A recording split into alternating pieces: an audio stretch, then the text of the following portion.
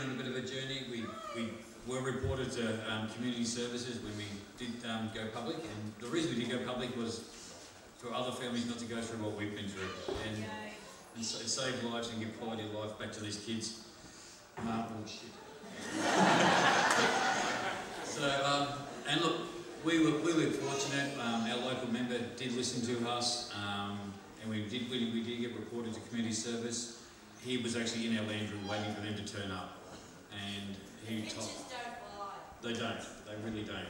And it's all about education. And whether it's a politician or a school teacher or a member of the public, they need to be educated. And that's why we did this video. Not for any other particular reason, but so people can be educated to know that this is a real medicine and it does have significant, effects on our children. I mean, look at her. She's alive. At Mardi Gras last year, she was unconscious laying on the ground. And further to that, all those anticonvulsants she was on, we're not on them anymore. She's still on a slight part of it, but she was on the 7 anticonvulsants on an average 6 to 8 mils, and each one of those 4 times a day. You are 8, aren't you?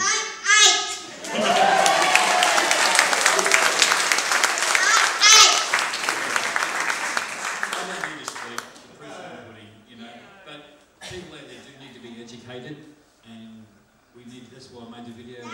Stop being silly. Oh, I'm being silly, am I? So, yeah, that's an updated version. There is one on YouTube, but if you just Google Deisha, I will upload that to YouTube, so it is updated. But yeah, it'll be out there to be shared. Absolutely, I've given it to politicians. And they've told me that their whole office staff have been in tears. So it does have that effect, and that's the effect that we need to get across. So these mainstream politicians, and not only just politicians, but the police, school teachers, the general public, everybody needs to be able to see that this is genuine and this is real.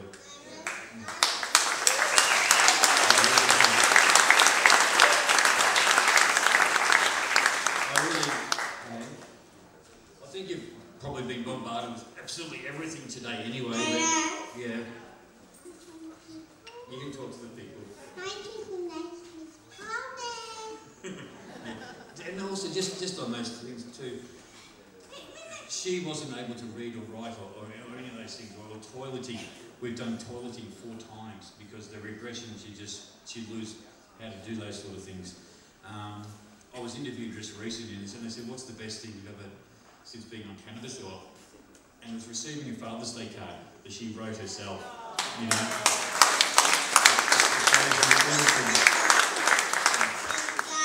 want to get down? Please, David, please. I know we're well until the home, so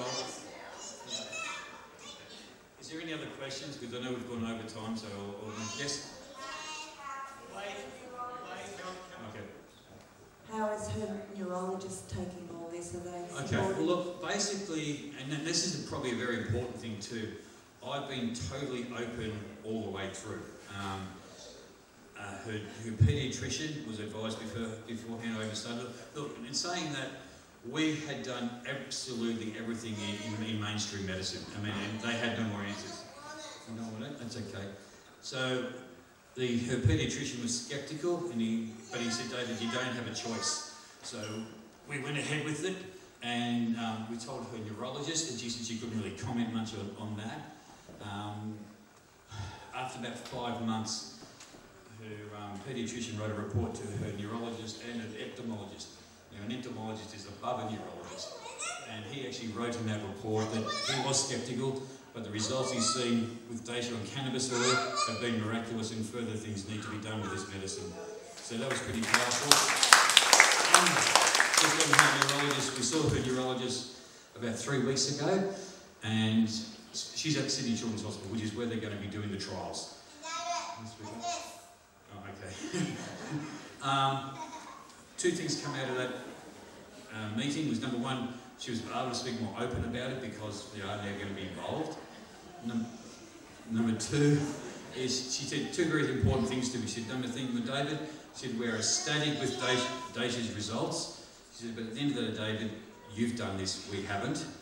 And to top it all off, after going down to see her neurologist every 8 weeks for the last 4 years, she said, David, we don't need to see you or Deisha. We're a phone call away if you need us, but we don't need to see you. And that's pretty powerful.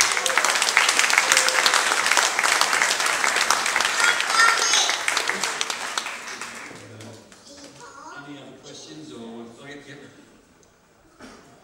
I understand Andrew Catalaris was the doctor that did this miracle? Absolutely. Andrew's been absolutely phenomenal. I mean, Deisha, look, we've been word of a lie. There's a good chance that Deisha wouldn't be here today if it wasn't for Andrew.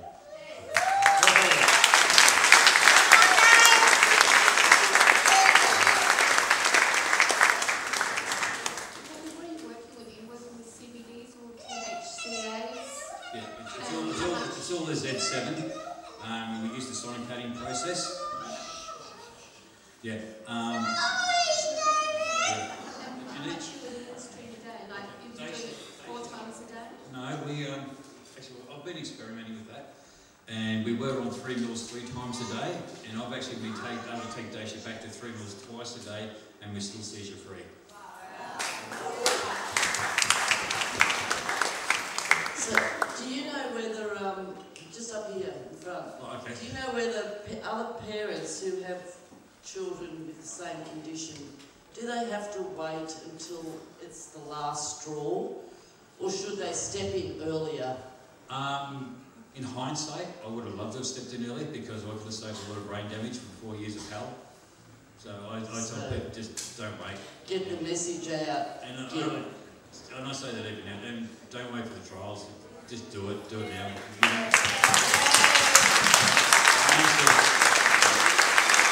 These kids don't have that time to wait. They really don't. Yes, Ash. Awesome, mate. I just want to say for the record, how much do you reckon that would be saving the taxpayer with all those medications? Well, it goes beyond that, and I've actually mentioned it to politicians. Politicians always think of dollar value, but we no longer need weekly trips in the ambulance. We are not in the emergency department. We're not in the resus room. We're not being sent up to ICU. We now don't have to go to see neurologists in Sydney every 8 weeks. So it's in thousands, hundreds of thousands of dollars. Yeah, absolutely. Whoa, yeah. Okay. Awesome. Yeah. Yeah. Just to extend on that, how well are you sleeping? Well, that was the biggest thing. I mean, beforehand, Deisha would wake, because the people with kidney spike slow sleep syndrome, the dangerous pain seizures she would have over a night time. And what would happen is if she wasn't asleep within 20 minutes, hang on, excuse me, father's jogging. If she wasn't asleep within 20 minutes, you guarantee she'd have a big tonic-clonic. Now, saying that, she couldn't sleep.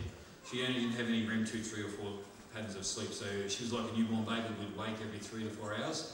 So every night, every 3 hours, you would have to be awake, make sure she was asleep, and she was asleep for at least 20 minutes, otherwise you were going to have another tonic-clonic seizure. And that would happen 5 times a night. When she went on medicinal cannabis, she started sleeping from 7:30 at night to 6 o'clock every morning. And it took a while for us as parents to actually adapt to that, because in our house we have infrared cameras. That's why you saw those shots of her seizing in my bum crack. Because we have that hooked up to a hard drive, so that was a tool to take to the neurologist, as well as we have 3 TVs throughout the house, so if she was in bed asleep, we could monitor her from the lounge room, our bedroom, wherever we were. We had an infant monitor under her bed, so if she did have a seizure, that would go off, and that did save her life, because not all seizures actually have vocal noises as well. Getting to be as a parent, it's now phenomenal. We are sleeping all through the night, and it's not only just that, it affects the whole family. Now, this year, we went to Sydney for the New Year's Eve fireworks. Now, before medicinal cannabis, we couldn't go out of a night time. The kids had never seen fireworks, had never been to a local show. We took them.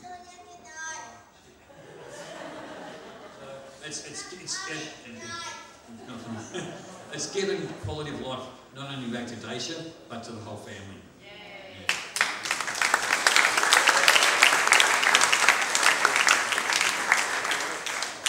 That's about it. I can't see my hands. Do you want to say goodbye to everybody? No, not go away.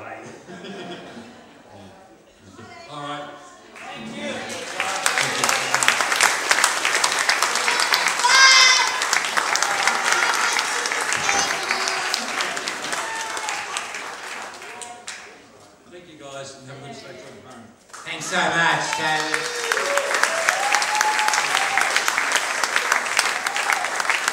Father of the Year. Okay, so thank you so much everyone who's been here all day and handled our bits of chaos. Hope you've learned something. Now where's Gary Big Bomb? It's his birthday. We've gone past 4:20, but we're definitely going to celebrate it out there now. Anyway, do feel free to eat more of the Guns of Fairies tucker and meet other people, talk to Al. People are going to hang around for questions, so PJ. Here's Gary. And Wadsy with the hat here. Wadsy's trying to get a co-op together of people, growers, organisers, so catch up with him with the hat. Okay? Yes, it's gone 4:20 everybody, you missed it. So anyway, well, the best plan is to now walk out through that door and do the networking part of it. And the other part of the reason why I came is to talk to each other. Having listened to all the people who know some stuff, now you need to talk to each other. Anyway, 4:20 was fun, we enjoyed it. Okay, thanks to Dave, of course, who's got these things organised, Michael, and members here, photographers, film, sound, Guns of Fairies, everyone. Thank you, everyone. Let's big round of applause. Thank you, Mike.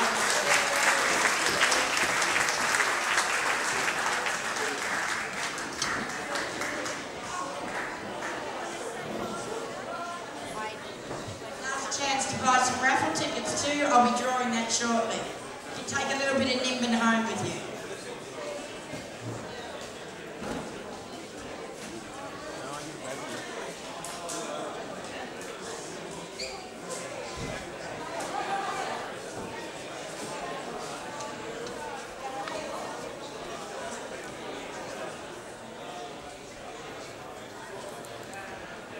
Mate, you're a